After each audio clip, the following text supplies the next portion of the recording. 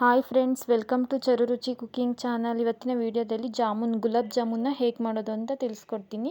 ಒಂದ್ಸಲ ನೀವು ಟ್ರೈ ಮಾಡಿ, ತುಂಬ ಚೆನ್ನಾಗಿ ಬರುತ್ತೆ. ಹಾಗೆ ಇದಕ್ಕೆಲ್ಲ ಏನೆಲ್ಲ ಇಂಗ್ರೀಡಿಯೆಂಟ್ಸ್ ತೊಗೊಂಡಿದ್ದೀನಿ ಅಂತ ತಿಳಿಸ್ಕೊಡ್ತೀನಿ, ಬನ್ನಿ. ಮೊದಲಿಗೆ ನಾನಿಲ್ಲಿ ಸಕ್ಕರೆ ಪಾಕ ಮಾಡ್ಕೊಳ್ಳೋದಕ್ಕೆ 1.5 ಕಪ್ ಆಗೋಷ್ಟು ಸಕ್ಕರೆನ ತೊಗೊಂಡಿದ್ದೀನಿ. ನೆಕ್ಸ್ಟ್ ಇಲ್ಲಿ ನಾನು 1.5 ಗ್ಲಾಸಷ್ಟು ನೀರನ್ನು ಹಾಕ್ಕೊಳ್ತಾ ಇದ್ದೀನಿ. ಸಕ್ಕರೆ ನಿಮಗೆ ಸ್ವೀಟ್ ಎಷ್ಟು ಬೇಕೋ ನೋಡಿಕೊಂಡು ಹಾಕ್ಕೊಳ್ಳಿ. ನನಗೆ ಅಷ್ಟೊಂದು ಸ್ವೀಟ್ ಅವಶ್ಯಕತೆ ಇಲ್ಲ, ಸ್ವಲ್ಪ ಮೀಡಿಯಮಾಗಿ ತೊಗೊಂಡಿದ್ದೀನಿ. ನೆಕ್ಸ್ಟ್ ನಾನಿಲ್ಲಿ ಲವಂಗ ಮತ್ತು 2 ಏಲಕ್ಕಿನ ಕುಟ್ಬಿಟ್ಟು ಹಾಕ್ಕೊಳ್ಳಿ.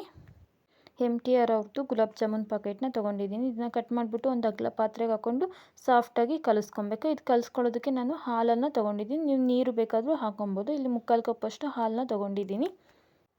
ಹಾಲು ಹಾಕ್ಕೊಂಡ್ಬಿಟ್ಟು ತುಂಬ ಸಾಫ್ಟಾಗಿ ಕಲಿಸ್ಕೊಬೇಕು. ಇದನ್ನು ನೋಡಿ, ಈ ರೀತಿ ಕಲಿಸ್ಕೊಂಡು 1-2 ನಿಮಿಷ ಮುಚ್ಚಿಡಿ.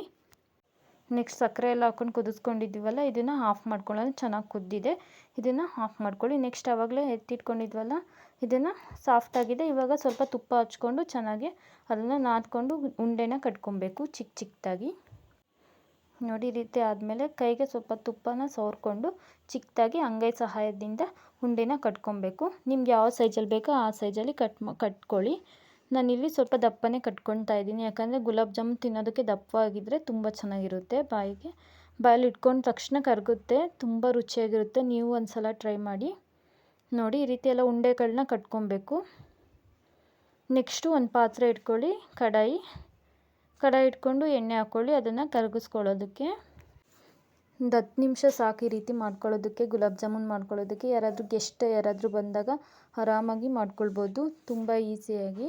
ನೋಡಿ, ಎಣ್ಣೆ ಹಾಕ್ಕೊಂಡಿದ್ದೀನಿ. ಎಣ್ಣೆನೂ ಅಷ್ಟೇ ಮೀಡಿಯಮ್ ಫ್ಲೇಮಲ್ಲೇ ಕಾಯಿಸ್ಕೊಳ್ಬೇಕು. ಹೈ ಫ್ಲೇಮ್ ಇಟ್ಟರೆ ಎಲ್ಲ ಸೀದೋಗುತ್ತೆ. ಮೀಡಿಯಮ್ ಉರಿಯಲ್ಲೇ ಇದನ್ನು ಅಷ್ಟೇ ಉಲ್ಟಾ ಎಲ್ಲ ಮಾಡಿಕೊಂಡು ಚೆನ್ನಾಗಿ ಕಲರ್ ಬರೋವರೆಗೂ ಫ್ರೈ ಮಾಡ್ಕೊಳ್ಬೇಕು ಎಣ್ಣೆಯಲ್ಲಿ. ನೋಡಿ, ಈ ರೀತಿ ಒಂಚೂರು ಒಡೆಯೋದಿಲ್ಲ, ತುಂಬ ರುಚಿಯಾಗಿರುತ್ತೆ, ತುಂಬ ಚೆನ್ನಾಗಿ ಬರುತ್ತೆ, ಅಷ್ಟೇ ರುಚಿ ಇರುತ್ತೆ. ಎಲ್ಲೂ ಗಂಟು ಏನೂ ಇರೋದಿಲ್ಲ. ನೋಡಿ, ಈ ರೀತಿ ಆಗಿದೆ. ಈ ರೀತಿ ಕಲರ್ ಬರೋವರೆಗೂ ಮಾಡ್ಕೊಳ್ಬೇಕು. ನೆಕ್ಸ್ಟ್ ಅದೇ ಸಕ್ಕರೆ ಪಾಕದಕ್ಕೆ ಸ್ವಲ್ಪ ತಣ್ಣಗಾಗಿರಬೇಕು. ಸಕ್ಕರೆ ಪಾಕ ಜಾಸ್ತಿ ಬಿಸಿ ಇರಬಾರ್ದು. ನೋಡಿ, ಮುಚ್ಚಿ ಒಂದು ಅರ್ಧ ಗಂಟೆ ಬಿಡಬೇಕು. ಇದನ್ನು ಅರ್ಧ ಗಂಟೆ ಬಿಟ್ಟರೆ ಆಗಿರುತ್ತೆ. ಬನ್ನಿ ಸರಿ ಮಾಡಿ ತೋರಿಸ್ತೀನಿ ಯಾವ ರೀತಿ ಬಂದಿದೆ ಅಂತ ನೋಡ್ಕೊಳ್ಳಿ. ತುಂಬ ಚೆನ್ನಾಗಿರುತ್ತೆ. ನೀವು ಒಂದು ಸಲ ಟ್ರೈ ಮಾಡಿ. ಎಲ್ಲೂ ಒಡೆದಿಲ್ಲ, ಏನಿಲ್ಲ, ಗಂಟು ಥರನೂ ಏನು ಬಂದಿಲ್ಲ. ಈಸಿಯಾಗಿ ಬೇಗ 10 ನಿಮಿಷದಲ್ಲಿ ಮಾಡ್ಕೊಬೋದು. ವಿಡಿಯೋನ ಯಾರೆಲ್ಲ ನೋಡ್ತಾ ಇದ್ದೀರಾ ಪ್ಲೀಸ್ ಸಬ್ಸ್ಕ್ರೈಬ್ ಮಾಡ್ಕೊಳ್ಳಿ. ವಿಡಿಯೋನ ಕೊನೆವರೆಗೂ ನೋಡ್ತಾ ಇರ್ಬೋದು. ತುಂಬ ಚೆನ್ನಾಗಿ ಬಂದಿದೆ. ನೀವು ಒಂದು ಸಲ ಟ್ರೈ ಮಾಡಿ. Thank you for watching.